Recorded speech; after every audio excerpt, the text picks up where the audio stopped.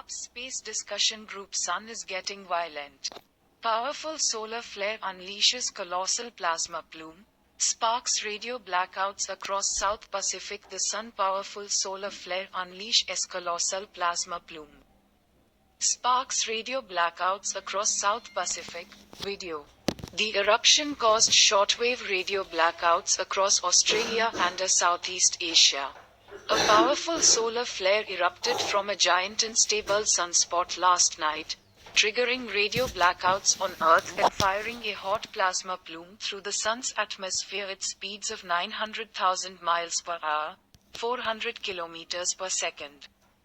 The long-duration solar flare from the sunspot region Arkansas 3575 began on Monday, February 5, at 8:30 p.m. Eastern Standard Time, 0130 GMT on February 6, and peaked at 10:15 Eastern Standard Time, 0315 GMT on February 6.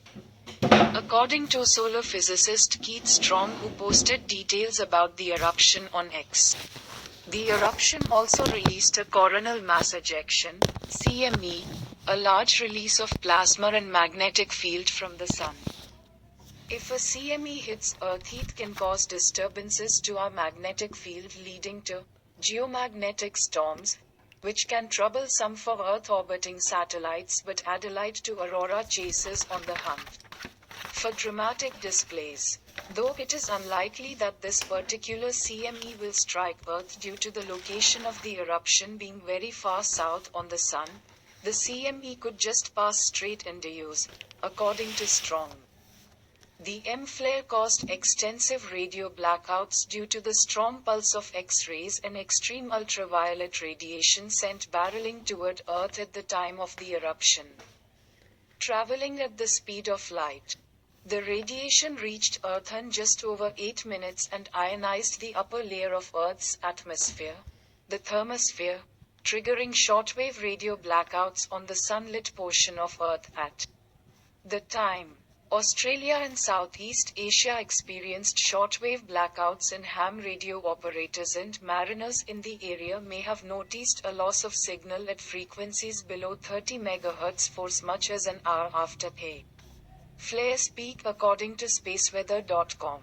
Solar flares are caused when magnetic energy builds up in the solar atmosphere and is released in an intense burst of electromagnetic radiation. They are categorized by size in toleted groups, with X-class being the most powerful. Then there are M-class flares that are 10 times smaller than X-class flares, then C-class, B-class and finally A-class flares, which are too weak to significantly affect Earth. Within each class, numbers from 1 to 10, and beyond, for X-class flares, denote a flare's relative strength. The recent flare clocked in at M4.2 according to the Space Weather Prediction Center of the National Oceanic and Atmospheric Administration, NOAA. NASA captured the stunning images and video of the solar flare with its Solar Dynamics Observatory. This space-based telescope keeps our continuous eye on the Sun in different wavelengths. Even more solar activity could be on the horizon as another unstable sunspot, region 3576, comes into view.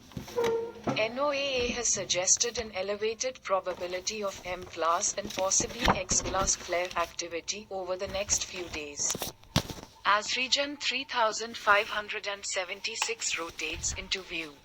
Region 3575 will begin to vanish beyond the western limb around February.